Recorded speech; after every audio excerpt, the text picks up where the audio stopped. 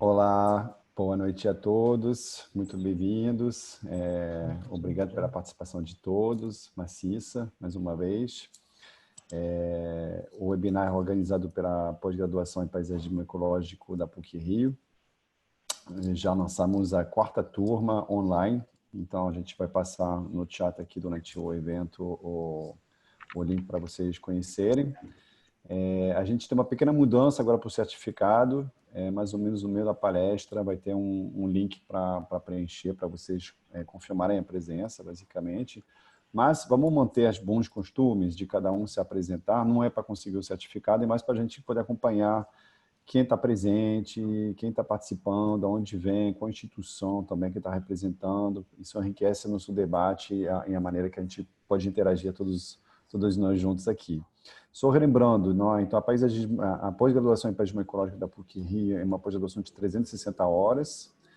A gente reuniu seis departamentos da PUC-Rio, arquitetura, urbanismo, biologia, geografia, ciências sociais, direito, entre outros. E além de professores convidados das universidades federais e alguns professores estrangeiros também. Isso ao longo de 4 semestres. E a gente reformulou tudo para o ensino online. Então, a gente acredita que isso vai permitir a muita gente que não mora no Rio de poder ter acesso a esse conhecimento. Mais uma vez, obrigado a todos. Hoje vamos receber o Antônio, que é um dos professores, inclusive, da pós-graduação, né? Eu passo a palavra agora à Cecília para continuar essa mensagem de introdução. Obrigado a todos. Gente, boa noite. É um prazer enorme estar aqui de novo com vocês. Muito obrigada pela presença, né? Maciça. Nossas quartas verdes aí seguindo agora em agosto. Né? A gente foi incentivado por vocês a organizar e dar sequência, né? A gente gostaria de continuar isso para sempre, mas a gente realmente isso aqui, quando começar as aulas em setembro, acho que vai ser mais complicado, mas a gente está planejando durante o curso da pós, a gente ter alguns convidados e abrir esses convidados, que nem a gente está fazendo agora, né? Fazer público, né? Não só para os alunos. Então, isso aí a gente vai avisando ao longo do tempo. Posso pedir para vocês abrirem a câmera para quem não se incomodar em ser gravado? Eu adoraria ver vocês, porque é muito ruim a gente ficar vendo esse monte de selinho. Aí parece que, imagina, eu vi uma professora num treinamento que eu estava tendo, dizendo que parece que os alunos estão todos de costas quando a gente não vê, né? Então, que bom, obrigada, adorei ver vocês.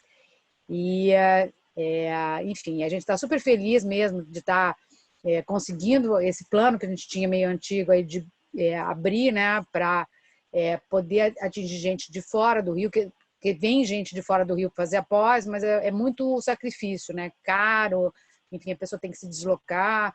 Todas as turmas a gente teve gente que veio, mas é uma coisa muito mais complicada. Então, a gente abriu, né, são vagas limitadas, porque o curso é cuidado, a gente tem um time de professores assim de primeira linha, dos quais o Antônio é um deles, e então a gente está aí desenvolvendo metodologias também super contemporâneas, bem avançadas aí de ensino online, né?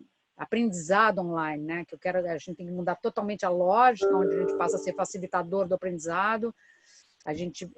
O aluno é o agente do aprendizado, né? Ele é proativo durante o tempo todo, participativo.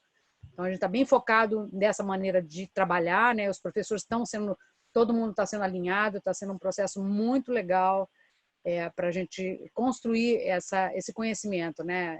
Essa possibilidade de levar esse conhecimento interdisciplinar aí para muita gente, né? Então, a gente espera que a gente consiga realmente ter uma turma, já estamos com vários alunos e alunas assim, de alto nível, acho que vai ser uma experiência bem bacana para todo mundo. Mas aí, falando do dia de hoje, né? Então, hoje a gente está abrindo o mês de agosto com o Antônio, que é uma das pessoas mais, assim, diria, completas que eu conheço em termos de olhar a paisagem, né? Ele é um craque assim, quando vi a apresentação do Antônio, né, a gente se conheceu lá no Jardim Botânico, depois de uma... Eu não me lembro o que a gente estava lá fazendo, eu sei que a gente sentou lá no café. Com Alfredo Foi? Sirkis. Com Alfredo Sirkis. Com Sirkis. Mas qual era o evento? Que eu não me lembro mais. Mudanças climáticas. Estavam apresentando a COP25. Ah, foi isso. Tá. Aí eu estava sentada tomando sei lá, jantando, fazendo alguma coisa, comendo alguma coisa ali no café que tinha. E aí o Antônio veio, me deu o nome dele num guardanapo, né? E eu quase não entendi muito o que ele falou, porque ele falava muito mais enrolado do que ele fala hoje. Aí ele ajoelhou assim, ficou conversando comigo. Enfim, a partir desse momento a gente se conectou, né? Eu acho que foi um momento muito especial, porque eu não tinha entendido muito o que ele estava falando, assim, né? Porque abordou, ok, aí guardei, depois a gente conversou, guardei o guardanapo, aí levou um tempo, a gente se encontrou, não me lembro mais como é que foi esse segundo encontro, mas a partir daí a gente tem estado sempre em conexão e eu não tinha noção do tamanho que é o Antônio até o dia que eu assisti a apresentação do trabalho que ele foi fazer no Rio, né? Ele veio da Espanha para o Rio, pela Unesco, e veio fazer um levantamento lá para... Enfim, eu acho que ele vai falar isso melhor do que eu.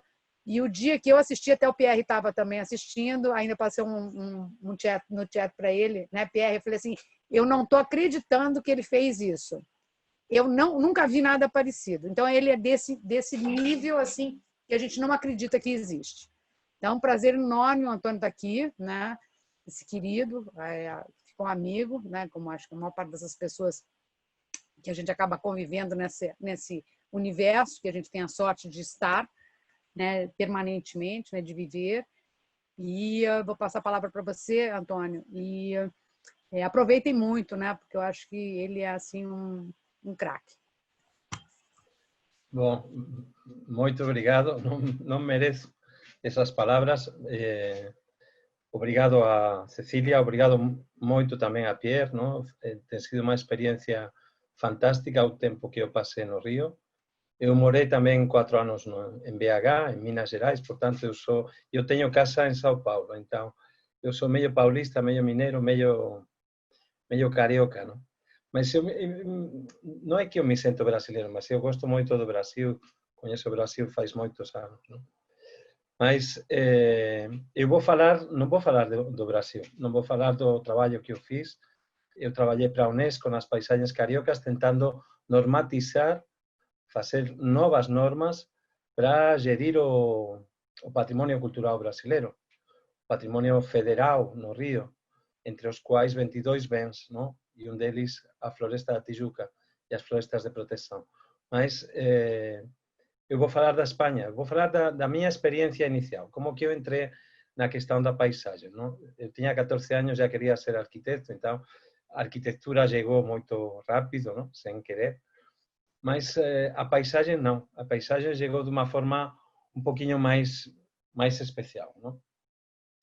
Então, eu vou começar falando da minha experiência em Castela e León, que é a maior região da Europa, onde o ordenamento do território era muito importante e onde nós tínhamos que trabalhar para tentar gerir esse território complexo, onde o domínio da agricultura era a maior área, não? E depois a área das unidades de conservação, que nós chamamos aqui, que seria no Brasil, Sistema Nacional de Unidades de Conservação, que na Europa é chamado de Rede Natura, a escala europeia. Portanto, seria uma escala parecida com o SNUC brasileiro, não? E essas duas áreas são o domínio, porque nós temos uma região do tamanho mais ou menos de Andaluzia, um pouquinho maior do que Andaluzia. Andaluzia tem 8,5 milhões de pessoas e Castela e León tem 2,4 milhões pessoas. E aí eu vou querer falar da paisagem, não? De como trabalhar a paisagem, como planejar a paisagem, como ordenar a paisagem e gerir a paisagem, mas eu vou falar também da pandemia, não? Porque isso já aconteceu, é uma história que está se repetindo. Eu falo sempre da Venecia do século XVI e os duques que fizeram uma plantação de árvores em toda a pianura padana, até Milão e além de Milão, para reter as águas, para impedir as inundações na cidade de Venecia. E isso já aconteceu no século XVI, como aconteceram tantas pragas, tantas pestes, tantos vírus que mataram tanta gente, como está matando esse coronavírus agora. Portanto, é um ponto para pensar, mas a trajetória do planejamento da paisagem na Espanha, e eu diria, por extensão, na Europa, já tem muitos anos. Ela começa muitos anos atrás, e eu acho que eu participei dessa história porque eu participei desde várias perspectivas, não? O primeiro trabalho que a gente fez foi na cidade que eu estava morando, que eu fiz a faculdade de arquitetura, que é a cidade de Valladolid, que já foi capital do Império Hispânico e, portanto, capital do Brasil entre 1580 e 1640. Uma cidade impressionante, uma cidade que tem uma história fantástica. Eu dirigi até a candidatura de Valladolid a Patrimônio Mundial. Aí parou, mas foi uma candidatura muito querida. E fizemos, entre os anos 1996 e 2000, fizemos as primeiras diretrizes de ordenamento do território da cidade de Valladolid. E nesse momento, a gente contacta com a Universidade de Phoenix, em Arizona, que é a escola de Ian Mahar, é aquele que vai fazer o livro de Design with Nature. Ele já tinha morto, não? Mas nós estamos falando com os alunos dele, que eram Frederick Steiner e Ricardo San Martín, sobretudo, não? Então já contactamos com a Escola da Paisagem de Arizona, que é uma escola onde nasce o landscaper, não? Vocês sabem que nos Estados Unidos tem dois perfis de urbanista que trabalha com a cidade. Tem o urban, tem aquele que trabalha com a questão socioeconômica, não? Desde uma perspectiva mais urbanística, não? E tem o landscaper, que eu diria que um dos primeiros vai ser Ian Mahar, não? E, portanto, desde os anos 90 já começamos a trabalhar a questão da paisagem, não? É curioso que ele vai juntar duas áreas da minha vida profissional que são muito queridas para mim, que são a área de planejamento da paisagem, obviamente, uma delas, claramente, e outra que é a área que eu gosto mais, até, às vezes, não? Que é a área de cartógrafo. Eu sou especialista em geomática, membro do Comitê Especial de Geomática do Conselho Superior Geográfico e especialista em cartografia. Já dirigi uma grande empresa de engenharia especializada na produção de cartografia. Por isso, para trabalhar a paisagem, você tem que trabalhar com sistemas de informações geográficas, infraestruturas de dados espaciais e tecnologias desse tipo, não? E Mahar era muito amigo de Jack Dangermond, que é o presidente, ainda vivo, da empresa ESRI, Environmental Systems Research Institute, que constrói os melhores sistemas de informações geográficas do mundo, também os mais caros, mas são os melhores que existem para o manejo de informação cartográfica a grande escala. E, portanto, começamos a trabalhar com eles nessa dupla linha que Mahar sempre trabalha, não? El carrying capacity e el impact capacity, não? Ou seja, as áreas de risco para assentamentos de usos ou atividades no território e as áreas que conseguem isso. E ele colocava umas camadas cinzas e fazia o que ele chamava de... ele chamava isso de overlay mapping, não? Sobreposição de mapas. Porque ele colocava essas camadas cinza e onde estava mais escuro ou tinha máxima capacidade ou tinha máximo impacto. Portanto, ou era a área onde você poderia colocar a informação ou era a área que você tiraria. E esse conceito de overlay mapping é transferido para seu amigo, o amigo vira rico e a Mahar morre pobre, não? Porque o amigo começa a vender software que é o ArcMap, ArcGIS no geral, não? E aí fizemos o primeiro trabalho, que é esse trabalho em torno da cidade de Valladolid, 1.300 km², mais ou menos, com uma equipe enorme, entre os quais essa equipe de Phoenix, en Arizona, e baseados, algo que, construindo uma metodologia que depois eu vou aplicar no Rio de Janeiro, baseado em dois pilares fundamentais, natureza e cultura, não? a dimensão antrópica do território e a dimensão natural, ambiental do território natural, que serve como base para o desenvolvimento das nossas atividades como sociedade, não?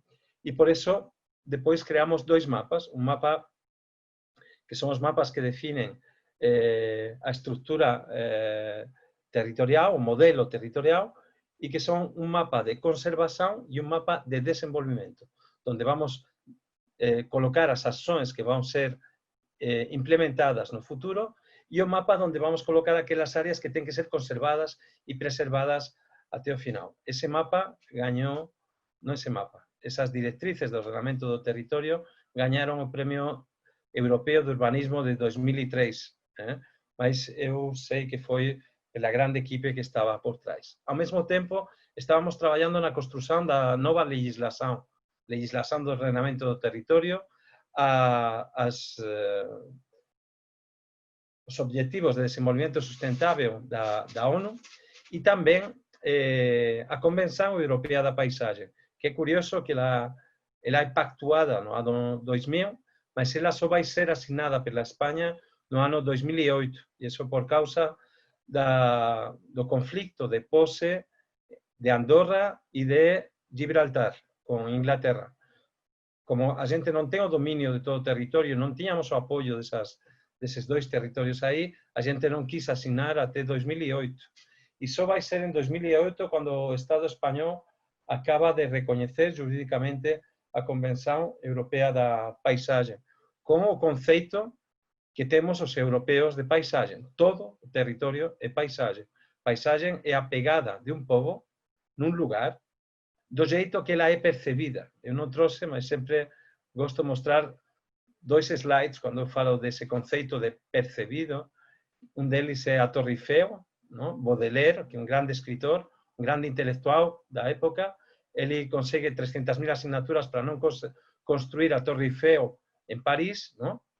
E Asterix e Obelix em Espanha, Asterix fala para Obelix: esses romanos, com as suas infraestruturas, estão nos estragando a paisagem.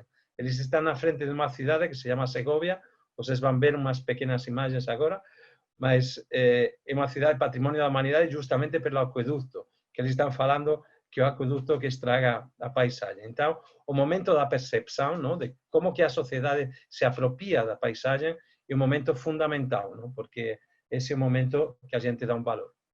Justamente depois das diretrizes de Valladolid entorno, nós vamos trabalhar nas diretrizes de Segovia, do entorno da cidade de Segovia, que tem Segovia aqui, mais ou menos nessa parte central, e Santo Ildefonso, onde vai ser assinada a fronteira do Brasil, em 1778. Portanto, duas cidades históricas onde morou a coroa, não? Onde foi corte do Império Hispânico também, durante algum tempo, com os reis católicos e depois com Felipe V, não?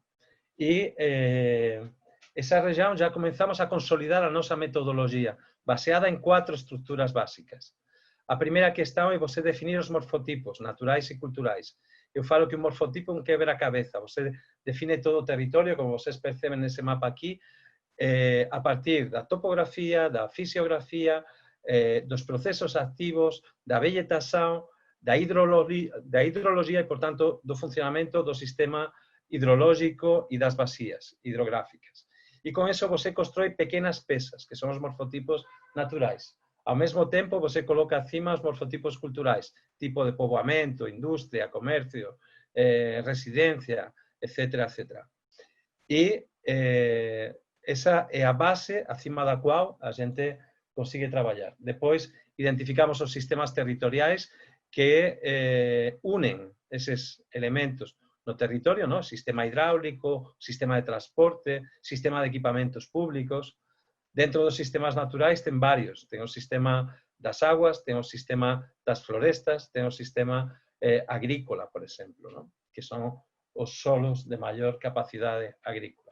Poucos anos depois, eu fui trabalhar nas Islas Canarias. Eu fui chamado para fazer um plano integrado de riscos. Outro elemento que vai ser fundamental na hora de a gente começar a trabalhar de uma forma sustentável, não? Um urbanismo sustentável. Temos que trabalhar com a natureza, sim, mas temos que trabalhar também con os riscos que esa natureza nos coloca na frente, non? Outro día estaba falando deso nun encontro de ICOMOS e eu falo sempre que mesmo que estamos traballando nunha isla que ten un risco volcánico moito alto, o maior risco que ten hoxe é o risco que está acontecendo agora aquí. Son as pragas. E que as mudanzas climáticas, o incremento de temperatura, a oscilación das chuvas vai provocar a chegada de doenzas e impactos na saúde que aínda non estamos controlando. E ese é o verdadeiro impacto, porque no día que maior número de mortos aconteceran por causa directa das mudanzas climáticas, deslizamentos, enxentes no Río de Janeiro, que foi no inicio, foi 6 de fevereiro de 2019, morreran 14 persoas e 754 árbores. Mas já teve días nesa pandemia que morreron máis de 150 persoas na cidade de Río de Janeiro. Por tanto, o verdadeiro impacto vai ser un impacto na saúde, non? Mesmo así, a xente, nesa época, estábamos traballando só con riscos. Riscos de deslizamento, riscos de chuvas fortes, non? Porque aquí non ten ríos, é unha isla que non chove suficiente para ter aguas permanentes, e risco volcánico e risco de tremores de terra, non? E aí colocamos todos un acima do outro, o que nós chamamos análisis de risco integrado.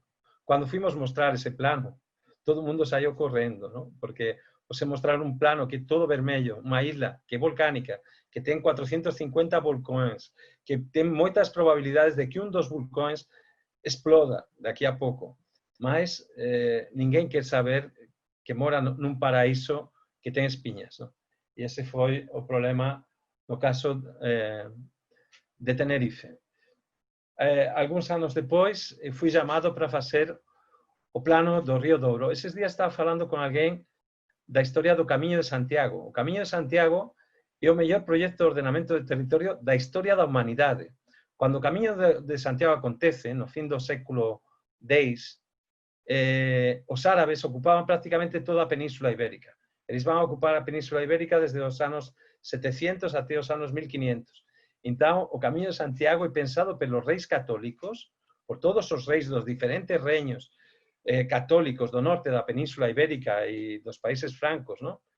Para expulsar os árabes. Entón, a idea de você encontrar a tumba do apóstolo Santiago no 980 depois de Cristo, eu até sou católico, mas non acredito tanto en milagres. Entón, eso foi unha idea moito boa para transferir toda a cultura católica para Santiago de Compostela e comenzar a recuperación dos territorios das mãos dos árabes, non? No Río Douro fixemos un proxecto parecido. O Río Douro é 97% da región que eu moraba, Castela e León, e tiñamos que facer un grande proxecto de desenvolvimento nunha región moito pouco poboada e que tiña que apostar pelo desenvolvimento sustentável nas áreas rurais.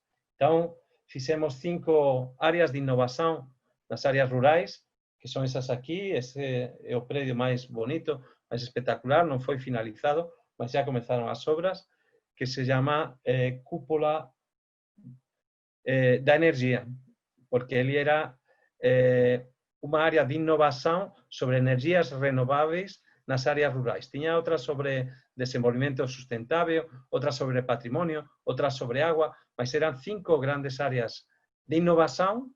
Vamos falar moito de innovación, vamos falar de economía verde, vamos falar de economía social, ¿no? Que son os 3 eixos que a Unión Europea quer colocar depois do COVID, ¿no? E deso já estábamos falando no inicio do século. Ese plano vai comenzar en 2007, máis ou menos, e vai até 2010. Vai ser aprobado definitivamente en 2010. Unha área de 53.000 km², onde traballamos con a mesma metodoloxía, morfotipos, sistemas, unidades de paisaxe e o que eu chamo acupuntura. É un termo que eu pego de Jaime Lerner, ¿no? Que ele ten un libro que se chama Acupuntura Urbana.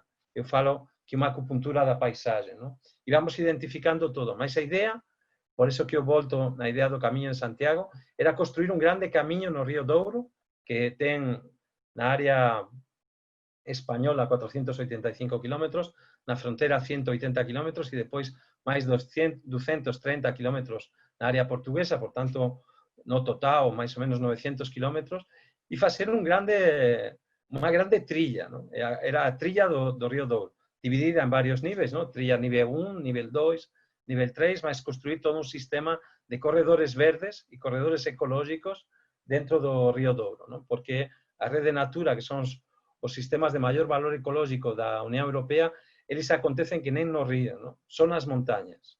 Os vales têm unidades de conservação muito pequenas. A gente queria ampliar essas unidades de conservação e levar todo isso para lá. No mesmo tempo, quase que em paralelo, em 2010, eu vou começar um projeto muito querido, que eu dediquei um grande esforço e muito tempo e muito carinho, que ia ser a maior estação de esqui da Espanha, numa área protegida. Mas a legislação europeia tem, na diretiva Habitats, que protege os grandes ecossistemas europeus, tem um parágrafo que permite a intervenção em áreas de máxima proteção desde que você defina instrumentos de compensação. Então, trabalhamos também em instrumentos de compensação, mas trabalhamos com a mesma metodologia, morfotipos, sistemas, áreas de interesse paisagístico para uma acupuntura urbana e grandes unidades de paisagem onde a gente poder aplicar tudo isso. Construímos a estação, que era a peça principal, mas não ocupava mais de 3% da superfície total do plano regional onde a gente estava trabalhando, não? Fizemos vários cenários, porque estamos obrigados pela legislação ambiental a fazer vários cenários e avaliar os impactos dos diferentes cenários na paisagem, não?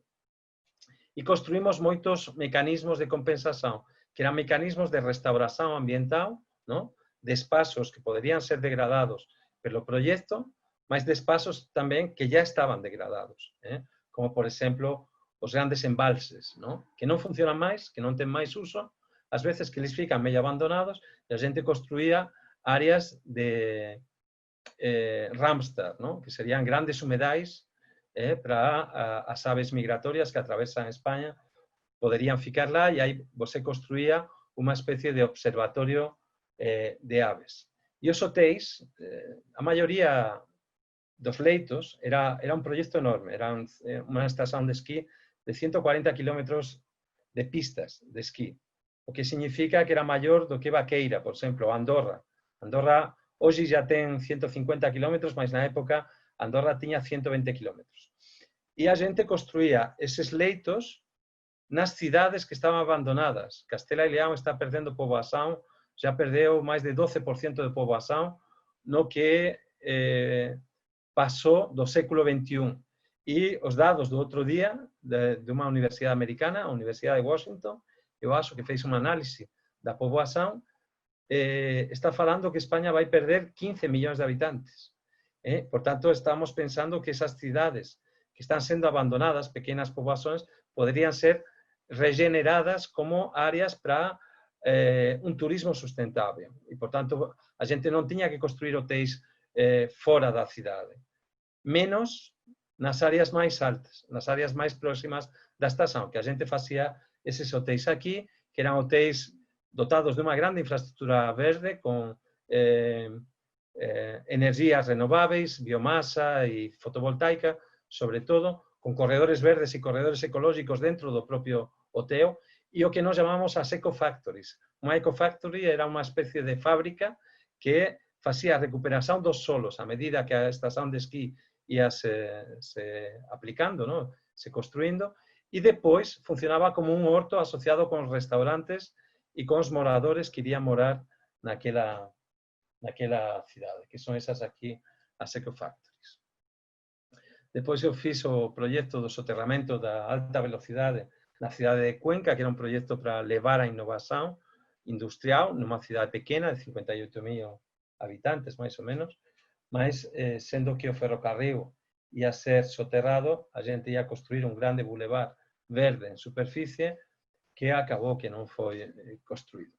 Depois eu entrei noutra escala un pouco menor, entrei na escala dos parques, seja en BH, que non vou falar, seja na Espanha, que eu estou facendo un parque agora de máis ou menos 550.000 metros cuadrados no Cristo do Outeiro, na cidade de Palencia.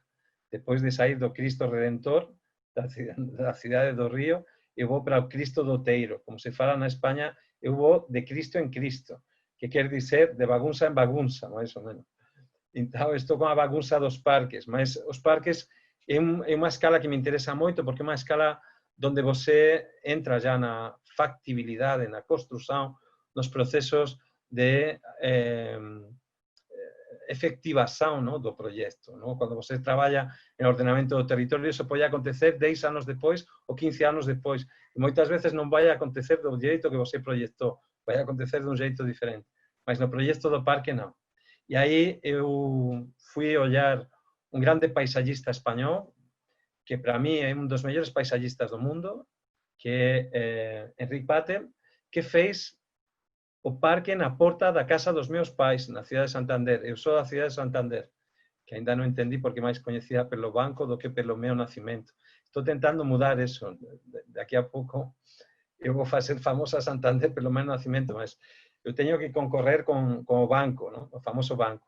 E aí fizeram esse parque, que é um parque lindo, que ele tenta, como fez Burle Marx em vários momentos, reconstruir vários biomas do Oceano Atlántico que ele comprime nesse parque, e ele vai pegar biomas e espécies desde o Ártico até a Antártida.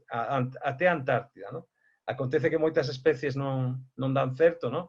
Porque é uma região difícil, mas é um parque lindo, que eu gosto muito, que eu paseo, semana passada estive lá, porque agora eu estou na Espanha, trabalhando na cidade de Salamanca, não? E entre Salamanca, Palencia, Madrid, Valladolid, Santander, enfim, viajando muito, mas passando uma temporada aqui na Espanha depois dos meus trabalhos para a Unesco. Não?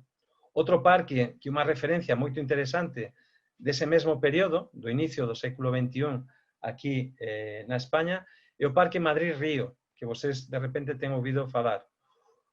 O Parque Madrid-Río nace numa área de autopistas, que é essa área aqui, ¿no? Com 6 pistas de um lado, 6 pistas do outro, ¿no? E eles soterram essas pistas, parecido com o que aconteceu com Rio de Janeiro, ¿no? Com as pistas de Rio de Janeiro. Eles soterram e depois colocam um parque em superfície. Só que o parque em superfície é o Parque do Río da cidade o Río Manzanares, ¿no? Que é o río da cidade de Madrid. E o parque está ainda em andamento. A última vez que eu passei lá, algumas semanas atrás, eles estavam tombando no chão, jogando no chão, o estádio do Atlético de Madrid, não? Se alguém conhece, e faz parte dessa área. Não? É um parque que está sendo muito utilizado pela população. Na verdade, é um parque que tem funções ecológicas, não? Que foi ativado como um grande corredor ecológico também, o que ele é, não? Se vocês perceberam nesse mapa de Madrid, ele conecta 2 grandes espaços, que é a área norte e a área sul dos grandes parques da cidade de Madrid, não? E o parque acontece em todo esse corredor do Río Manzanares que atravessa a cidade de Madrid. Portanto, é um parque do ponto de vista ecológico muito importante, mas do ponto de vista social também, porque ele está no meio de Madrid. E, portanto, você vai domingo de manhã e ele é um piscinão enorme que todo mundo vai lá para tomar banho, e hoje tem patos e as águas estão mais limpas e mudou completamente a cidade. Só que o custo foi muito elevado. São 15 bilhões de euros, o que dá 90 bilhões de reais, mais ou menos, o custo do parque lineal, não? Que já deu muitas brigas. Não? Mas, ao mesmo tempo, é uma daquelas obras que você entende que tem um papel e que vai ter um papel fundamental para o futuro da cidade de Madrid. Um grande urbanista madrileño, que se chama José María Ezquiaga, estava trabalhando ao mesmo tempo em algo que vai ser muito útil para repensar o urbanismo pós-Covid, que era o que se chamou o projeto Madrid Centro. Era fechar o centro de Madrid aos carros, primeira estratégia, e fazer a cidade que hoje é chamada a cidade dos 15 minutos, que é o projeto de París, por exemplo. Não? Fazer que as grandes quadras de Madrid funcionassem como áreas multifuncionais que reduzam o número de movimentos dentro da cidade, criando actividades que façam lógica com os moradores daquela área. E, por tanto, que consigan descentralizar a cidade. En vez de ter un centro só, a cidade pasa a ter monte de áreas centrais e monte de corredores que van ligar a cidade por todos os lados, ¿no? Eso acaba con varios eixos verdes, ¿no? Que son o eixo centro e o eixo de expansão. O eixo centro, que ese aquí liga espazos importantísimos da cidade de Madrid, que está na candidatura a Patrimonio Mundial tamén, con o Palacio do Bom Retiro, que é aquí, e todos eses espazos, Jardins del Este, etc., Casa de Campo, etc., ficarían interligados por un grande corredor que atravesa pelo centro da cidade de Madrid, pelo quilómetro cero da cidade de Madrid. Por tanto, pelo centro neurálgico da cidade. O proxecto está acontecendo, aos poucos está sendo aplicado, e agora, depois do coronavirus, o mesmo arquitecto, José María Ezquiaga, foi chamado para refacer o proxecto depois do Covid. E aí fica máis fácil algumas das ações que estaban previstas nos anos 2006, 2007, serem aplicadas agora, porque agora você tem a excusa da pandemia. A pandemia está servindo como uma especie de motor que está agitando todos eses proxectos. Outro proxecto moito interesante de urbanismo, o que eu estou querendo chamar de urbanismo ecológico, urbanismo sustentável, é a cidade de Bilbao. A cidade de Bilbao é unha cidade que se transformou completamente a partir de un proxecto só. Bom, na verdade, era o proxecto Bandeira. O proxecto como un todo era o proxecto Bilbao Ría 2000, que é un proxecto fantástico, un proxecto moito ben feito junto con a sociedade civil, nunha cidade en crise industrial, unha cidade que está se transformando desde unha cidade feia, industrial, cinza, con moita poluição, nunha cidade verde, nunha cidade innovadora, nunha cidade do século XXI. ¿No? E iso vai acontecer na cidade de Bilbao entre os anos 80 e hoxe, ainda está acontecendo. É un proxecto a longo prazo e a longa data, porque os industriais vascos, que son industriais moito bons, ¿no? Acreditan no risco, acreditan no futuro, no planexamento, acreditan que as coisas poden acontecer e que todo ten que ser feito con a sociedade civil. Non foi só o proxecto do Guggenheim, que é o proxecto máis importante que vai acontecer. Son un monte de pequenos proxectos de transformación da cidade industrial que está en crise nunha nova cidade do século XXI, máis ligada con o comercio e con os servizos, ¿no? E virou unha cidade con, por exemplo, o número de hotéis de 5 estrelas multiplicou por 10. Então, hoje é unha cidade de referencia. Você camiña hoje pela cidade de Bilbao e você encontra con persoas de todo o mundo, da Australia, dos Estados Unidos, do Japão, da China, do Brasil. Você encontra persoas de todo o mundo porque é unha cidade con unha cultura moito boa, con unha gastronomía moito boa, moito interesante para un turista coñecer e que ten sempre unha oferta mudando. Já no ano 2016, eu já estava no Brasil, fui no Brasil no inicio de 2013, o Papa Francisco, apoiado por un grande pensador brasileiro, un grande intelectual brasileiro que é o Leonardo Boff, ¿no? Ele lanza a Laudato Si, que é unha encíclica da Terra, é chamada encíclica da Terra tamén, onde ele volta a falar daquilo que estábamos ouvindo falar a Unión Europea e as diferentes legislações federais, estaduais na España, de tentar reintroducir a natureza dentro da cidade e juntar natureza e cultura. Entender o patrimonio cultural desde a perspectiva do patrimonio natural, que é a base dese patrimonio cultural. Você non pode entender nem sequer un predio que nem, por exemplo, o convento de San Bento no Río de Janeiro, se você non entende a relación do convento de San Bento con a Bahía de Guanabara e con aquele morro de 28 metros de altura, na verdade un tabuleiro, ¿no? Donde ele vai se colocar, ¿no? E se você non entende esas relações e, por tanto, os impactos que están provocando as edificações do entorno, você non entende, non está entendendo a paisaxe, você non está entendendo o lugar, você non está entendendo a cidade, ¿no?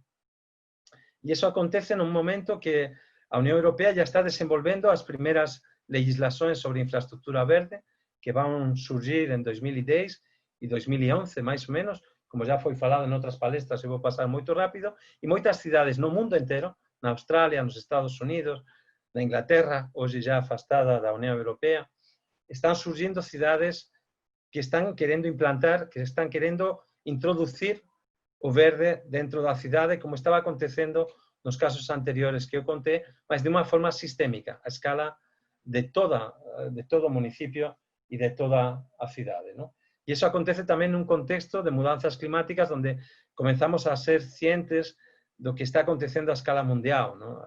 Seja na elevación das temperaturas, na alteración completa dos regímenes de chuvas, nos eventos catastróficos que están acontecendo, en fin, nas islas de calor dentro das cidades, na gestión errada das aguas, do lixo, dos materiais, en fin, de todo eso. E algunhas cidades colocan o título, eu vou facer unha infraestructura verde, mas na verdade elas já estaban traballando con eso. Un dos modelos ideais, eu acho a escala europea, porque ela foi Capital Verde Europea 2014, é a cidade de Vitoria, no País Vasco. E unha das capitais, das 3 capitais que ten a región do País Vasco, na España, e Vitoria é unha cidade antiga, moito interesante, que ten unha área histórica medieval moito sólida no interior, mas que tiña no alrededor unha área agrícola e unha área verde moito interesante que foi aos poucos restaurada, porque estaba abandonada, moitas desas áreas agrícolas ou eran vertederos ou eran áreas completamente abandonadas e elas van sendo aos poucos integradas a partir dun pensamento baseado nos servizos ecosistémicos, ¿no? E aplicado nos diferentes servizos ecosistémicos. Esa matriz que eu gosto moito é feita pela cidade de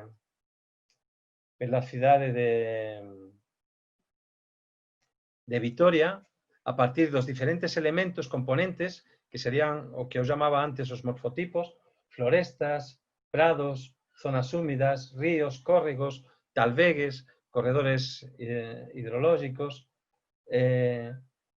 arbolado urbano, parques, jardins, etcétera, etcétera, e eles van identificando os diferentes servizos ecosistémicos que eses espazos poderían ofrecer. E para eso, depois, eles ten unhas directrices de plantación, de especies que ten que ser aplicadas e solucións baseadas na natureza que poden ser aplicadas nesas áreas, ¿no? E eles constroen un proxecto lindo, que é un aneo verde no alrededor da cidade, con varios corredores ecológicos e varios corredores verdes que atravesan ese aneo e van conectar unhas áreas con outras a través das áreas centrais da cidade, ¿no? Inclúe tamén a restauración de algunhas áreas que van virar depois. Por exemplo, esa área era un grande lixón, ¿no? Era unha área de un vertedero de lixo, e ela vai virar unha área húmida dentro das áreas recoñecidas pela Unión Europea de máxima protección, que se chama Ramsar, da rede Ramsar. E pensan tamén todo un sistema de reciclaje das aguas, por tanto, maior permeabilidade e maior presenza das aguas dentro da área urbana, ¿no? Con solucións que nen esa. Eles van traballando proyecto a proyecto, ¿no? Y incorporando esas áreas verdes, esos corredores de aguas, que a veces son aguas superficiales y a veces son áreas canalizadas, ¿no? Aguas canalizadas. Por tanto, ellos ya definen todas esas componentes, ¿no? Conectores fluviales, zonas húmedas, parques periurbanos, parques y zonas verdes públicas en área urbana, zonas verdes privadas, jardins privados, y ellos colocan 21 categorías de elementos que van a ser analizados desde la perspectiva de los servicios ecológicos que les ofrecen y colocados en una nueva dimensión más perto da cidade ecológica, da cidade que respeita a natureza e utiliza a natureza para mellorar a súa cualidade de vida e a súa cualidade do espaço. Bom, eu non mostrei, mas aquí vocês têm 21 elementos definidos para a cidade de Vitoria e a cidade de Barcelona faz o mesmo, mas só con 13. Eu acho que están faltando, porque con certeza ten algún elemento máis, mas eles facen eso na cidade de Barcelona e constroen a partir de monte de planos que eles tiñan, un plano de coberturas verdes, outro plano de drenaxe urbana sustentável, outro plano de a cidade xerosa, ¿no? Que era unha cidade onde eles plantaban plantas aromáticas para embelecer as determinadas rúas, como faz a cidade de Málaga tamén, e juntaron todos eses planos e eles van construir o plano de infraestructura verde, que eles aplican por ecosistema. Entón, cada un deses 13 ecosistemas que eu mostrei, que son mapeados nese plano que eu mostrei anteriormente, eles definen quais que son os servizos ecosistémicos que eles oferecen e cual que é a cualidade dese ecosistema para cada un deses servizos ecosistémicos, que ten a ver con a cualidade do hábitat, a cualidade biológica, a cualidade ambiental, a cualidade sensorial, a capacidade de acollida de novas especies, por tanto, diversidade, e o interese cultural. E todos eses valores son, para cada un deses tipos de ecosistemas, eles son identificados. Por tanto, cando você aplica un tipo de ecosistema nun espazo, você sabe quais que son os servizos ecosistémicos que você está aplicando e ten as directrices, máis unha vez, dos tipos de especies e das formas, das construções que você ten que aplicar, das soluções que você ten que aplicar en cada lugar. E eles van facendo eso que en Vitoria, por corredores. E, por tanto, eles facen eso con áreas concretas e depois con corredores que interligan esas áreas de maior valor. Mas con un sentido de cidade que envolve todas esas soluções que eles ten. Cando vocês perceben esas imagens que son cenarios que eles marcan futuros para a aplicación da infraestructura verde, você ten hortos urbanos, você ten florestas de bolso, você ten áreas húmidas dentro das prazas no centro da cidade, você ten coberturas verdes, você ten fachadas verdes, você ten un monte de soluções que están sendo aplicadas en todos eses espazos. E iso já está acontecendo en Barcelona. Sobre todo o sistema de drenaxe urbano sustentável, que está sendo feito a partir da mudanza de todos os materiais de urbanización desa cidade, que facen a cidade moito máis permeável e que facen a cidade moito máis expresiva. O cidadán de Barcelona, ele já entende como que funcionan as aguas, ele entende como que as aguas se mexen pela cidade, que ele non podería comprender antes porque estaba todo soterrado. Hoxe non, hoxe eso acontece á vista de todo o mundo. Eu estou morando na cidade de Salamanca, que ten a sede da PUC, a Pontificia naceu aquí, naceu, na verdade, no século XIII e depois no século XVII, 1688, no predio que estuda o noso fillo. E é unha cidade de patrimonio mundial, unha das primeiras declaradas patrimonio mundial, por tanto, ten un patrimonio espectacular. Salamanca foi unha cidade moito importante durante os séculos XV, XVI, XVII e XVIII, máis ou menos, e ela é tombada. Mas aí, chegou a prefeitura e fez un plano que chama Plano Especial de Proteção da Infraestrutura Verde e Biodiversidade da cidade de Salamanca, que é unha cidade de patrimonio mundial. Por tanto, como facer un plano de infraestructura verde nunha cidade que é patrimonio mundial e que, por tanto, ten millares de predios tombados dentro da propia cidade, donde você non pode facer coberturas verdes, donde você non pode facer intervenções moito fortes. E o que eles facen? Eles van traballar sobre todo o río, que é o río Tormes, e como que o río interliga a través dos diferentes parques, algúns deles parques históricos tamén, con a cidade histórica, e como que eso vai permeando, vai entrando na cidade e vai conectando con o resto das áreas, como vocês consiguen perceber nesa área grande aquí. A que está interesante é que a infraestructura verde é pensada desde os propios elementos de interese do patrimonio cultural. Son azudes, canais, pequenas barragens históricas que existían na cidade no século XV e que elas van ser integradas dentro desa nova infraestructura verde de diversas formas. Por exemplo, reconstruindo os hortos históricos, por exemplo, recuperando as grandes estructuras de canais, azudes, comportas, moinhos, etc., que existían dentro da cidade, integrando as pontes, integrando o río entero. Eu paseo moito pelo río, e un río moito rico en aves, por exemplo, en peces, que você consigue enxergar desde as pontes, desde o alto, e onde se faz muito esporte aquático, não? Muita canoa, que é muito característico dessa região aqui. Mas ele funciona também como um sistema de depuração. Também tem sistemas de macrófitas nas áreas onde chegam os coletores das grandes sistemas de depuração e ajudam, contribuem para a limpeza das águas como um todo. No ano 2015 ou 2016, eu fui convidado para participar do concurso da Infraestrutura Verde de Madrid, e aí eu trabalhei, o que eu mais gosto de Madrid é que eu fiz esse trabalho em menos de uma semana, porque a informação geográfica na Espanha é gratuita. Você consegue descarregar de internet em menos de 5 minutos.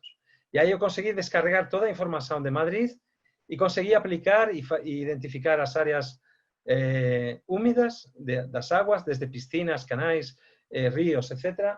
Identificar os calçadões, identificar os pátios, identificar os parques e as áreas verdes, identificar a arborização, todo em menos de uma semana.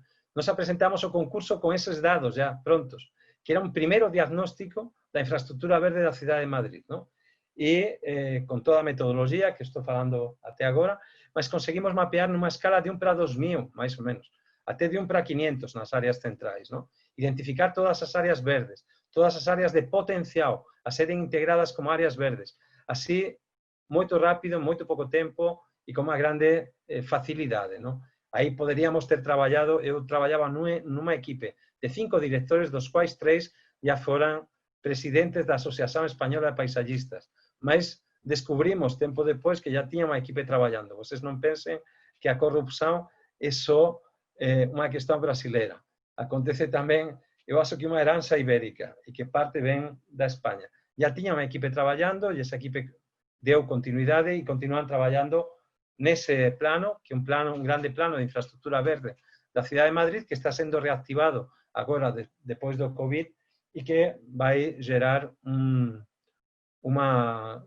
grande projeto para a cidade de Madrid e vai transformar, com certeza, completamente a cidade de Madrid, que tem mais de 2,5 milhões de árvores, por exemplo, e tem muitos parques históricos. Então, agora concluindo. O vírus me pegou no Rio, estava no Rio quando começou a pandemia. Eu comecei o isolamento quando começou a Europa, no dia 14 de março, e só saí para voltar para a Espanha. Eu fui direto para a Espanha, o que é um martírio para um paisagista, não? Você morar na cidade de Rio de Janeiro e não conseguir sair nem sequer para passear no Parque do Flamengo. Mas acompanhei muitos processos que estavam acontecendo nas cidades espanholas e nas cidades brasileiras a propósito do desenvolvimento de novas infraestruturas verdes. Eu vou tentar resumir nesses 11 pontos que vocês estão enxergando na tela, não? A primeira questão é a questão do consumo. Então, temos que aproximar o consumo. Temos que diminuir a pegada ecológica. Temos que conseguir que as águas do maciço da Tijuca voltem a surgir para abastecer a cidade de Rio de Janeiro. E quem fala disso está falando que a carne que a gente come todos os dias, além de diminuir a quantidade de carne, que não seja carne que chegue de milhares de quilómetros de distância da gente, que ela seja produzida mais perto. A segunda questão, que é muito óbvia, mas nem tanto óbvia em alguns lugares de todas as cidades que eu falei, é verdear, é transformar áreas cinzas em áreas verdes, não? Desde pequenos jardins, canteiros, os entornos de infraestruturas, áreas, por exemplo, onde você consigue. Estamos num projeto, trabalhando num projeto com a FGV, no Rio de Janeiro, Cidade Nova, que era um projeto de concentração da Light, das estruturas da Light, estruturas elétricas, que elas ocupam umas grandes superfícies, mas elas podem se concentrar, porque a tecnologia hoje permite uma concentração das infraestruturas elétricas. E aí você consegue verdear também, porque você consegue fazer um grande parque. Enfim, tem muitas formas de verdear que eu não vou falar agora. Tem as florestas de bolso, tem os jardins de juba, tem os parques, tem um monte de formas. Tem a questão do trabalho em rede, que isso contribui muito para desenvolver ideias e propostas que nem aquelas que estou contando agora, não? Quando a gente começa a trabalhar todo em home office. Eu nunca trabalhei tanto, nunca falei tanto português como estou falando agora na Espanha, porque estou falando mais com Brasil do que com os meus colegas aqui espanhóis, não? Pelo menos por enquanto. E esse trabalho em rede, essa capacidade da gente se unir e se juntar para ter um pensamento coletivo, acontece desde a família até o trabalho, não? E, portanto, isso oferece também uma grande possibilidade de inovação, de introduzir soluções diferentes. Tem a questão da reciclagem das águas e dos sistemas de drenagem urbana sustentável, portanto, toda a questão das águas entendida de uma forma integrada dentro do próprio território da cidade. Temos a questão da conectividade, ao mesmo tempo que a gente está verdeando, a gente está conectando espaços, às vezes separados por muitos quilómetros, não? Temos a questão da centralização, que eu falei no caso da cidade de Madrid. Centralização significa você aproximar os diferentes usos, o que Jaime Lerner chama do efecto tartaruga, não? Ou do paradigma da tartaruga, que você leva a casa e vai caminhando com a casa para todos os lados, não? Na verdade, a casa está parada, mas as outras atividades estão tão próximas que você não precisa ir muito rápido, não? Isso está sendo transformado nos proyectos que eu falei antes de París ou da cidade de Madrid, ¿no? Que a cidade dos 15 minutos, dos 10 minutos, depende do tamanho da cidade, eles falam de um tempo u outro diferente, onde você vai desenvolver todas as suas atividades vitais numa área muito próxima. Trabalhar as pequenas soluções. A solução não está num jardim de Juba, mas a solução está em 2000 jardins de Juba trabalhando solidariamente. Então, as pequenas soluções a grande escala, pensadas a grande escala, são as soluções que verdadeiramente vão transformar nossas cidades. E não são grandes depuradoras, nem são grandes sistemas de captação das águas. São pequenos sistemas de captação, de reciclagem e de depuração das águas numa maior proximidade aos pés da nossa casa, nos nossos jardins, nas nossas ruas. A questão da resiliência e da gestão dos riscos, não? Eu falei anteriormente, o verdadeiro risco não é deslizamento, nem enchente, nem inundação. O verdadeiro risco é o que as mudanças climáticas vão impactar na nossa saúde.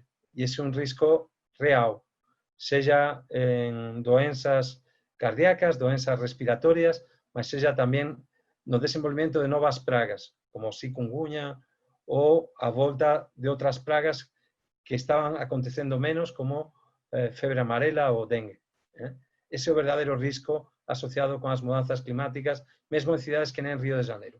Os outros riscos non é que son menores, mas o impacto é menor. Temos a questão das energías sustentáveis, de como aproximar tamén a produción energética e reducir esos corredores enormes de energía eléctrica, sobre todo pensando que de aquí a pouco vai chegar os carros eléctricos e iso ten exigencias tamén importantes do punto de vista da produción energética global, ¿no? E, sobre todo, crear ambientes onde a cultura e a natureza dialoguen, nos seamos máis creativos, máis innovadores e consigamos ter unha ambiencia, unha cualidade de vida maior, ¿no? Das primeiras palestras que eu ouvi, organizadas pela UNESCO, ¿no? Que eu participei, eles falaban do indicador de felicidade, como un verdadeiro indicador de unha cidade urbana sustentável, ¿no?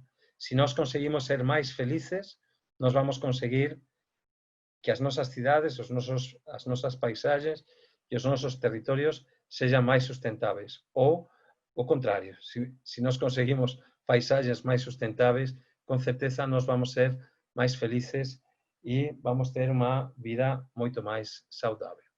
Bom, muito obrigado, espero não ter ultrapassado muito o tempo. Eu não vi o Pierre falar dos 5 minutos e, portanto, eu acho que eu consegui resumir tudo o que eu queria contar para vocês num tempo razoável. Eu sei que não, de repente eu passei um pouco, mas eu acho que foi um tempo Ô, Antônio, você não passou um pouco, você passou muito, mas foi muito bom. Por isso que o Pierre não deixou, não te falou 5 minutos. Mas, assim, eu não sei, eu acho que essa experiência de você estar aqui com a gente, né, com essa bagagem gigantesca que você tem, realmente é um privilégio, né, a gente poder ter. Por isso que a gente já deixou você sozinho também, porque a gente já sabia que vinha muita coisa, né? Eu acho que as pessoas ficaram meio até atônitas. Eu acho que vi até a Anne botando ali que estava hipnotizada, enfim. Parabéns aí pela sua super apresentação, super generosidade em estar aí à meia-noite, né? Falando para a gente aqui, assim, Já estou no dia depois. meia-noite e meia já. Oi? Já estou no dia depois. Já está, um pois dia já está na diferente. frente. É assim assim, eu também fico, né? Cada vez que eu ouço você falar, eu fico assim, aprendo muito, é muito inspirador, né? Dá vontade da gente sair transformando, né? E com esse público super bom, e depois isso vai ficar no ar também, eu espero que as pessoas assistam, que a gente realmente consiga fazer uma diferença nesse país, né? Eu acho que é muito importante a gente trazer e escutar pessoas que nem você, né? Não só trazer para contribuir aqui, como você teve já aqui várias vezes, né? Mas que a gente também consiga levar esse conhecimento para muita gente. A Pierre tem perguntas aí? Como é que tá? Não, mas eu acho que uma coisa que é legal de ressaltar e ver é entender que a paisagem é multiescalar, né? A gente vê, acho que na fala do Antônio, isso, um jardim de chuva ligados a outras ações, né? Então, não sei se vocês repararam, mas a gente tem mapas macros e micros se alternando o tempo todo. E a maneira de trabalhar a paisagem é assim pensando em todas as escalas ao mesmo tempo, o pequeno, o grande, né? Trabalhando em rede. E esses projetos que a gente está vendo, que estão sendo muito bem representados, onde a gente vê a cidade como uma Maria Verde ali, né? Conectando toda a cidade e cercando bairros verdes, é a metodologia atual, é assim que se trabalha, né? E tem cidades no Brasil que estão começando já a fazer isso. Então é muito positivo poder ver esse trabalho, ver como que já está andando ali essa metodologia. Eu espero que todo mundo que trabalha com a paisagem consiga aproveitar, né, essa aula do Antônio, porque eu considero quase que uma aula, né, de tanto conteúdo, de perspectiva histórica, de exemplos escolhidos, né, para justamente trazer isso para a prancheta, né, para a gente poder olhar, né, sempre em 3 escalas, né, no mínimo.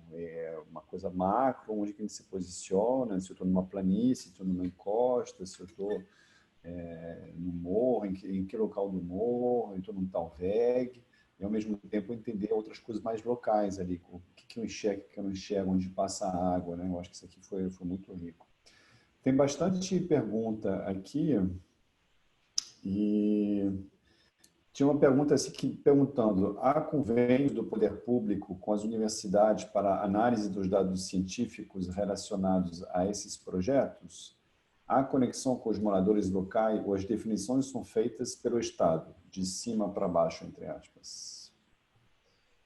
Europa no geral, trabalha muito de cima para baixo, né? Eu acho que isso de trabalhar de baixo para cima é um grande valor do Brasil. Por exemplo, eu faço parte de 4 comitês científicos de ICOMOS, do Grupo Assessor de Unesco, não? E eu falo sempre que o Brasil está fazendo entender a Unesco o valor dos processos participativos. Não é que não acontecem, cada vez mais. E a política europea obriga a processos participativos. Mas não são processos tão participativos quanto no Brasil. Eu já estou morando no Brasil faz 7 anos. Na verdade, eu moro em Fernando de Noronha, não? Eu moro uma parte na Espanha, uma parte no Brasil. Mas quando eu participo dos processos no Brasil, eu vejo que são mais próximos, que a sociedade civil parece que tem mais vontade de participar. E uma sociedade civil muito preparada. Por exemplo, no caso de Río, eu trabalhava com o Comitê Gestor das Paisagens Cariocas e o Conselho Reitor do Parque Nacional da Floresta da Tijuca. E a sociedade civil era muito preparada. Eu aprendi muito com eles.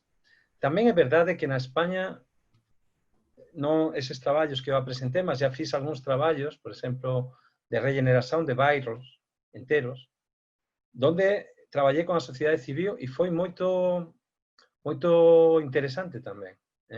Por exemplo, na cidade de Valladolid, con grupos de moradores que tiñan recoñecido o título de Asociación de Moradores pela UNESCO con 27 anos. Aí você sentaba, fechaba a boca e só tiña para ouvir, porque os caras sabían máis do que todo o mundo, non? Então, eu acho que os procesos participativos son fundamentais, mas, por exemplo, no caso de Río, no traballo que eu fiz para a UNESCO, mesmo que eu participei deses comités, eu non tive un proceso participativo tan intenso quanto eu gostaría. Pelo tempo, pelo esforzo técnico que a xente teve que facer, pelas dificultades tamén da propia institución que eu traballaba, no? Que é o IFA, que bon, ele non ten esa... Ele ten, unha parte do IFAM ten un departamento de educación patrimonial, mas non aplica moito neses procesos. E todos nós sentimos a falta. Por tanto, os procesos participativos, en todo o que ten a ver con a paisaxe e con procesos de apropiación, son fundamentais. Desde o inicio, desde a propia apropiación da paisaxe, até a gestão, non? Então, eu acho que é fundamental. Non sei, tiña máis alguma coisa a pregunta que eu esqueci. A pergunta era essa mesmo, né? Se tem participação das universidades, por exemplo, há acompanhamento científico do desenvolvimento dos projetos ou da definição das metas, por exemplo? Sí, ten varios comités, mas é horrível. Nós temos burocratizado eso até un ponto que eu llego a odiar eses comités científicos, ¿no? Que son a Comisión de Patrimonio, a Comisión de Medio Ambiente, a Comisión de Urbanismo, a Comisión Territorial, a Comisión Regional, en fin, acaba virando unha tortura xina, ¿no? Porque eles non participan colaborando con você para que o proxecto aconteza. Eles están lá para falar, non. Para falar o que está errado do proxecto, mas non para falar positivamente. Eles non ten ese sentido, pelo menos a experiencia que eu tive na España toda a miña vida, na verdade. É difícil você encontrar un parceiro na administración. É difícil você colaborar con a administración. O que sería ótimo, porque eles deberían colaborar junto connosco planejadores, ¿no? Do territorio, da cidade ou da paisaxe, ¿no? E non acontece. E cada vez é pior. Eles están virando unha especie de freio para o desenvolvimento. E debería ser o contrario, ¿no? Eles deberían participar, colaborar, en fin, todo eso.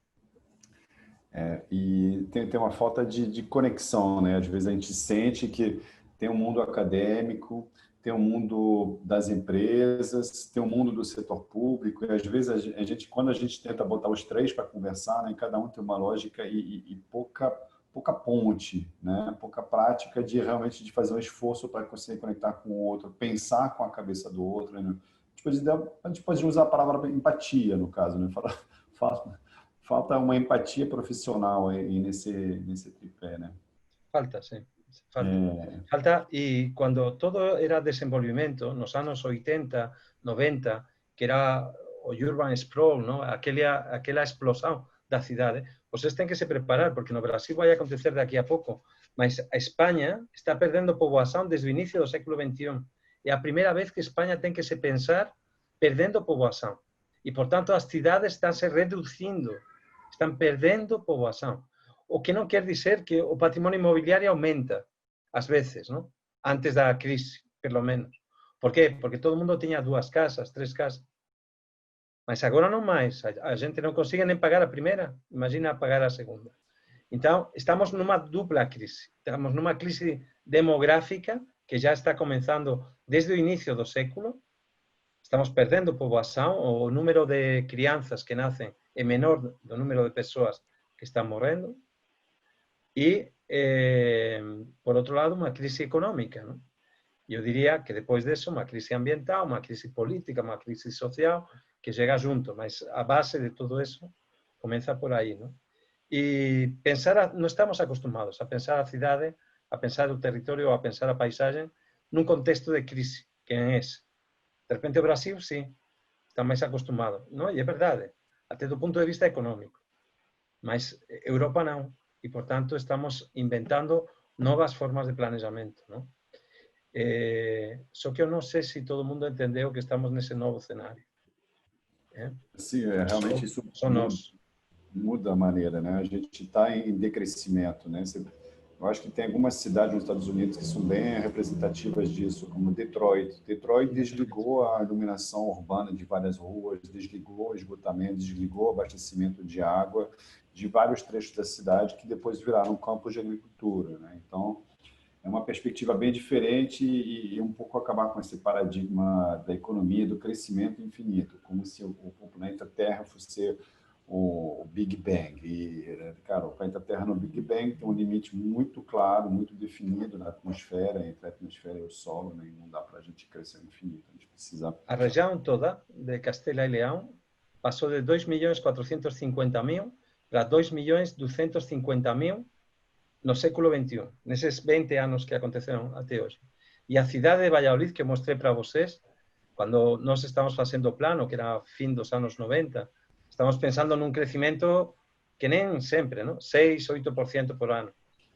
E no século XXI já perdeu un 8% de poboação, mais ou menos. Passou de 320.000 para 298.000, o que é muito importante, porque por baixo de 300.000 perde moito orçamento para se desenvolver.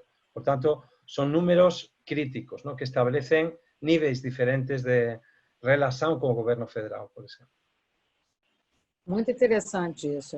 Realmente a gente tem vários desafios aí, né? Eu acho que, que nem você falou, a pandemia é resultado, né?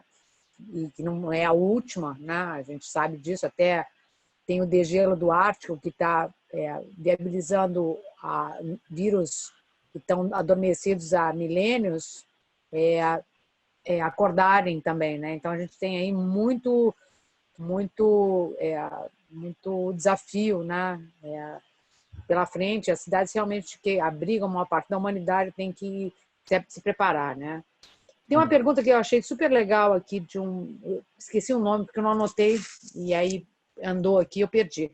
Mas tem um pedido aí de você recomendar qual o caminho para quem está começando a carreira e quer trabalhar com planejamento urbano e construção de áreas livres e sustentáveis. Porque a gente também vai estar chegando meio no fim do nosso tempo, a gente tem que assim dar ir fechando a conversa, né? Apesar de eu sentir sempre muito, ainda mais com você, né? Desse momento da gente ir respondendo as perguntas, né? E as questões que são levantadas. Da minha experiência, eu conheci um cara, amigo meu, que era arquiteto também, e ele fez aquele curso que Pierre pode contar melhor, que é um curso de paisagismo na Escola de Versalhes, em Paris, mas para aquele que já tem uma formação prévia, não? Então, sem dúvida, eu passaria pela Escola de Versalhes. Quem gosta de paisagem tem que ir numa escola que falem de solos, que falem de vegetação, de botânica, de história dos jardins, e isso não acontece nas escolas de arquitetura, normalmente. Começa aos poucos, mas vai muito devagar, mesmo na Espanha. Aqui tínhamos uma escola de paisagismo que era a Escola de Sagres, em Catalunha, não? Em Barcelona. E tem mais 3 que fazem cursos de posgrado em paisagismo. Mas não é... Eu acho que não é suficiente. Tem que ser... Porque rapidamente você entra nas questões urbanísticas, não? Nas questões urbanas, nas questões de construção também, de engenharia, não? Então, você precisaria um curso que seja um pouco de engenharia civil, um pouco de arquitetura, um pouco de botânica, um pouco de meio ambiente, não? Tem que ser um curso muito holístico. Ou formação sucessiva, não? Você vai se formando em várias áreas, não? Mas, na verdade, é uma formação holística. Você tem que saber um pouco de tudo. Eu percebo isso quando eu preciso falar com um botânico, eu preciso falar com um engenheiro florestal, não? Que você tem que ter outra linguagem. E isso só dá para aprender na escola, não? Que façam o curso de posgrado da PUC. Mas é difícil. Hoje não tem uma formação tão claramente dirigida para o perfil que eu quis mostrar hoje, não? Você tem que construir aos poucos. A gente tem eu e o Pierre estamos engajados aí numa legislação para já está até indo, já está passando para o Senado, que já passou pela Câmara, para poder formalizar a profissão de paisagista no Brasil. E justamente para a gente poder ter formação de 5 anos na graduação, né? Então a gente começou a pós-graduação que era o que a gente podia fazer, né? Para suprir essa demanda, né? Essa necessidade de formar pessoas que tenham esse olhar, né? Mesmo que depois abre caminho para as pessoas irem atrás, né? Eu tive que correr atrás de um monte de conhecimento fora, porque eu também enfim, eu acho que o Pierre idem também, né? Apesar de ele ter feito Versailles, ele também teve que aprender muito depois da faculdade, porque o foco de Versailles não é o paisagismo ecológico, que nem ele sempre fala, né? É o artístico, enfim, tem um outro olhar também. Então, eu acho que a gente, na verdade, assim, a gente tem a formação, tem um dia inteiro de ecologia por semana, então 20% da formação é sobre ecologia, mas a disciplina de projeto não incorporava, entendeu? Essa dimensão. Por exemplo, uma coisa que é muito interessante é entender a dinâmica vegetal. Você olhar para uma planta, entender a maneira que ela cresce, para ver como que ela vai colonizar o espaço. Isso é uma base muito importante, né? E eu acho que, como o Antônio fala, a gente junta o engenheiro, o biólogo, o engenheiro agrônomo, o arquiteto, mas a gente é paisagista. Né? E isso aí a gente entende de botânica e eu fico brincando, mas a gente não soma os salários não, tá? Esse que é um problema, mas é muito instigante e é um tema que a gente não para de aprender. Isso eu acho que é fascinante nessa profissão. Sei lá, eu pesquiso todo dia e mais eu conheço, mais eu descubro que eu sei muito pouco. É fascinante, assim, é uma profissão muito, muito instigante. E não é porque ainda no Brasil não tem essa profissão, não tem essa formação, quer dizer, organizada, que não quer dizer que tem um potencial extraordinário nesse país. A gente tem um país com a maior biodiversidade do planeta, um crescimento urbano muito marcado, e a nossa profissão paisagista, ela está ali justamente para fazer essa acomodação entre esse território e essa necessidade de ocupar ele, né? E provavelmente, em algum momento, o Brasil vai chegar onde a Espanha está, vai ter um momento que a gente vai entender que não tem mais como crescer. E provavelmente a gente ou vai regredir ou estabilizar, o futuro vai dizer para a gente, mas nossa profissão está ali, né? E eu acho que no Brasil ela faz muito sentido. Assim. Estão pedindo para você compartilhar, disponibilizar a sua apresentação, se possível. Não sei como é que a gente faz chegar na mão das pessoas. Vai estar online também. Vai ficar gravado, né? Vai ficar gravado, assim. A ideia não é ficar com material para poder, justamente um webinar, é ao vivo, então, assim, a gente costuma fazer essa prática. Mas quem quiser pode mandar um e-mail e eu fico à disposição. Queria agregar ao que falou o Pierre, que tem a questão cartográfica, a questão de você mapear, explicar a paisagem através do desenho, pode ser CAD, ou pode ser cartografia, sistemas de informações geográficas, infraestruturas de dados espaciais. Quando você maneja uma informação tão complexa, porque você está falando de solos, de hidrologia, de mapeamento de prédios, de edificação, de transportes, enfim, um monte de coisas, na escala que eu trabalho, você precisa de sistemas cartográficos digitais, não? Você precisa ter um manejo pelo menos razoável, não? dessa escala aí, que eu aplico às vezes para jardins ou parques, não? Mas que, sobretudo, são úteis na escala urbana e na escala territorial. Segunda questão que eu queria, que eu vi uma pergunta agora, sobre a questão rural. Desde que eu cheguei na Espanha, faz um mês, eu falo muito com amigos meus, arquitetos e promotores imobiliários. E eles estão falando que nas grandes capitais, Madrid, Barcelona, Sevilla, o pessoal jovem, de 30, 40, 50 anos, não? Que nem eu, jovem que nem eu, estão se construindo uma casa fora da cidade para passar a pandemia, porque eles não conseguem morar num apartamento. E a pandemia, que hoje está aqui e ninguém sabe quanto que vai demorar. O rebrote está sendo muito forte na Espanha, não? Vai voltar, um dia vai voltar, porque não vai ser o coronavírus, o Covid-19, mas vai ser o Covid-21 e vai voltar. Já está, já tem uma praga aí em Afeganistão que parece que vai chegar. Então, um modelo sustentável de moradia, onde você tem um jardim, tem um horto, tem uma produção própria, você consegue fazer home office.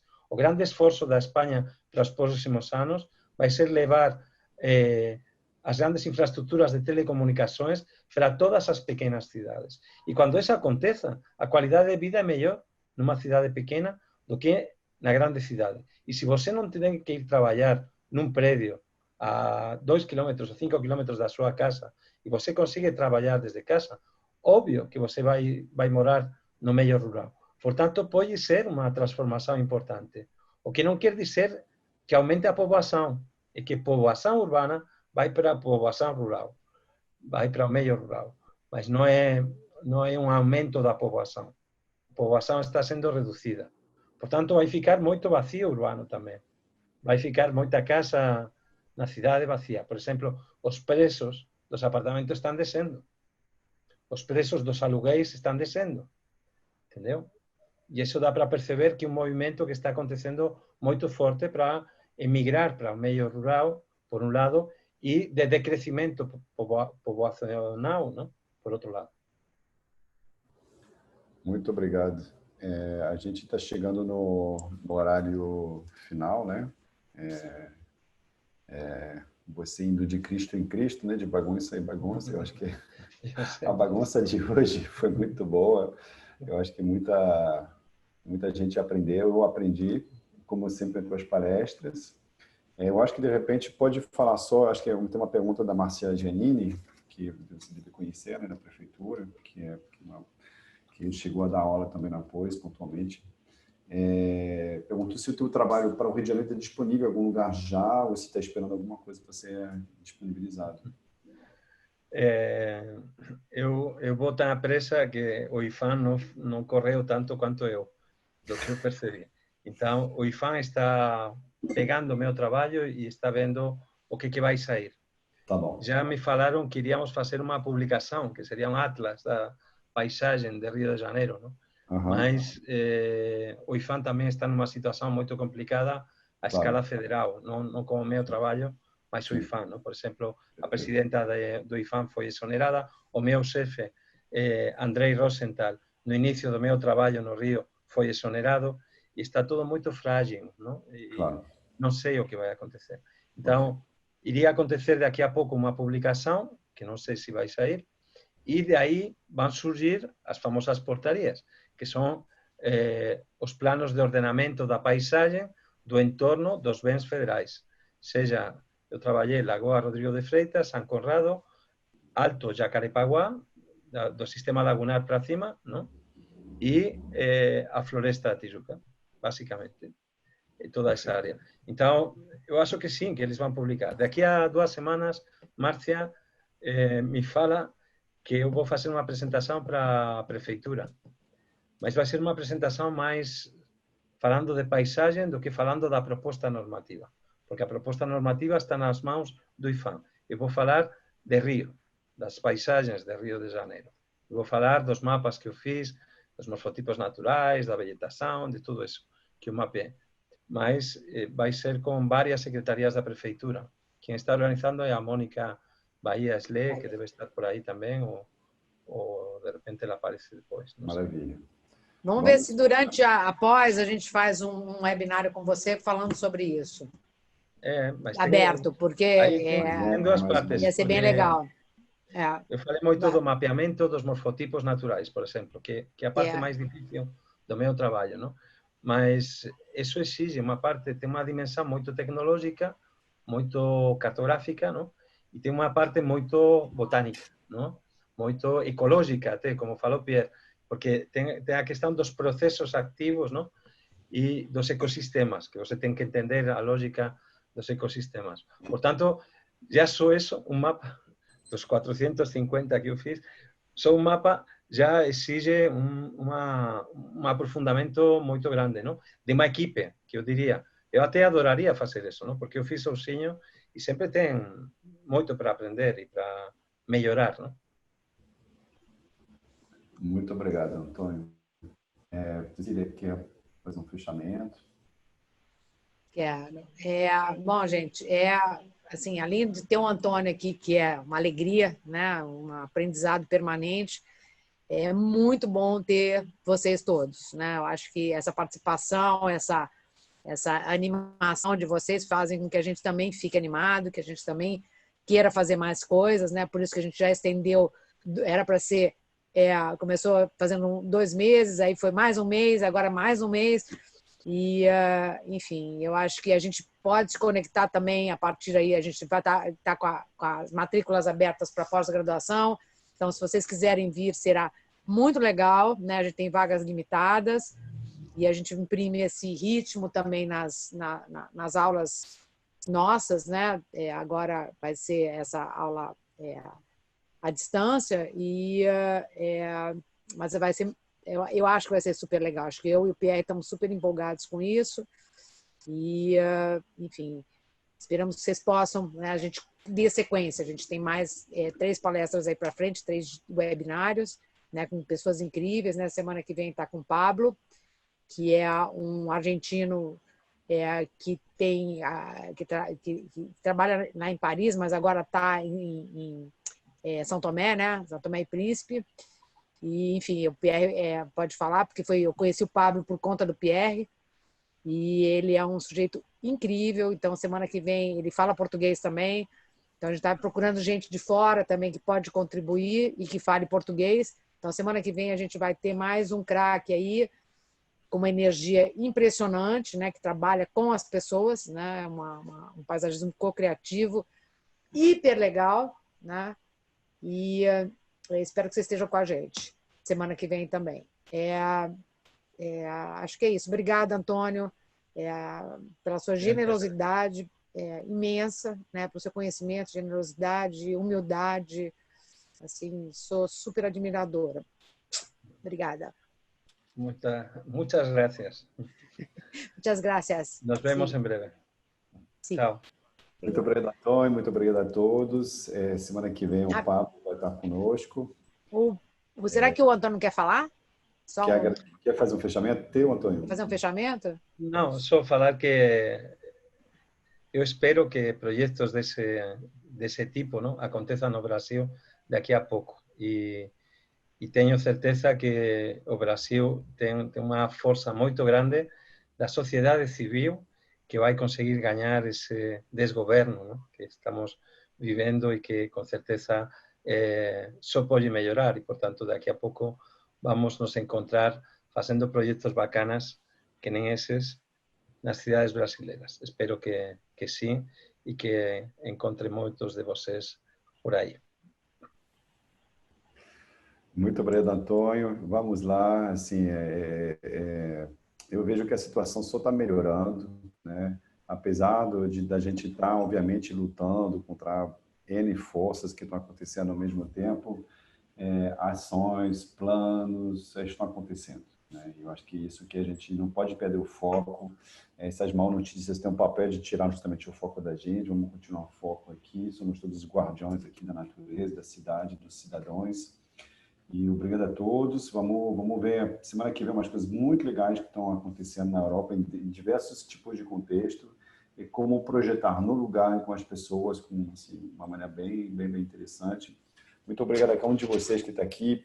Obrigado a todos que estão com a câmera ligada. Está muito calor assim no coração de ver todo mundo junto aqui. Já tem várias pessoas que eu tenho a impressão de conhecer, apesar de a gente não se falar. Toda semana a gente está se vendo aqui. Está sendo muito bom. E a gente vê, então, um bom final de quarta-feira para todos. Descansem e semana que vem estaremos juntos de novo. Muito obrigado a todos. Tchau.